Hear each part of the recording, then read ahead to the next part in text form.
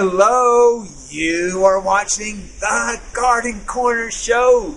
And as you know already, that this is the show where we're just plain old crazy passionate about everything gardening. I am J-Dog, John Karshboom. I'm out here with Mr. Dave. He's got a new camera, can you believe it? So we're testing this out, mate. Hopefully this will be an improvement for the better. Let's do some shout outs, shall we? So let's say hello.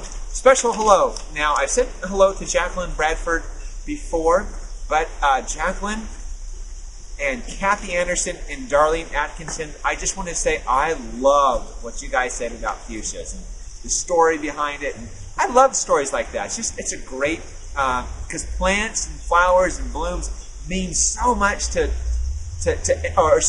mean so different, or so individual to every individual person. Does that make any sense? It's just that it means different things to different people. So I love to hear stories like that. I don't know. It's something about it keeps me going. Anyway, yeah, it was a nice story. Yeah, nice story.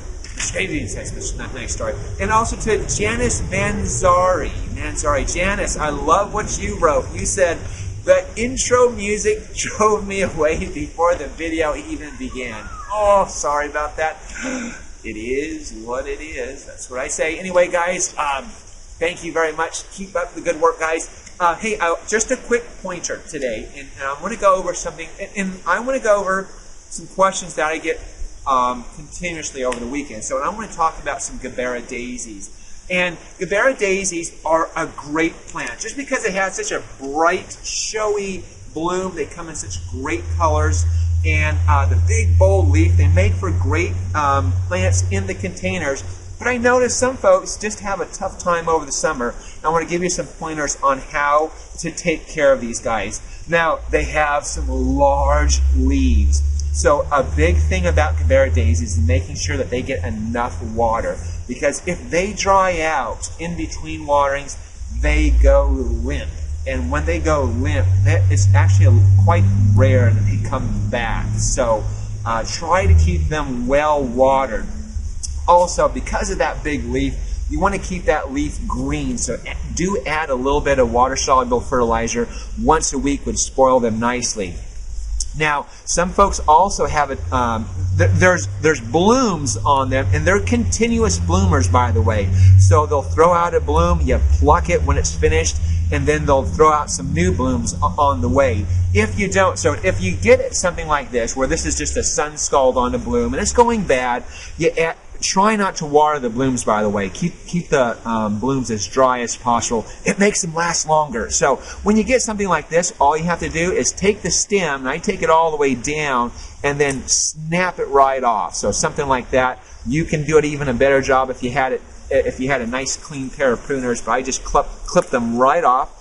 And I clip them down deep just so you don't see these barren stems come up. And then it makes room for the new ones, and it'll throw out the energy into the new ones. If you don't pluck them, then this gets into that little fuzzball of a seed head, and then that's where all the energy will go. So keep plucking, they'll keep re-blooming. Now, oftentimes in the very, very heat of the summer, you'll get them just to stall a bit. Not to worry, they kick back in. So keep plucking, keep watering, and keep fertilizing on your Gerbera Daisies, and you should do really well throughout the summer. Anyway, short and simple, that's the show for the day.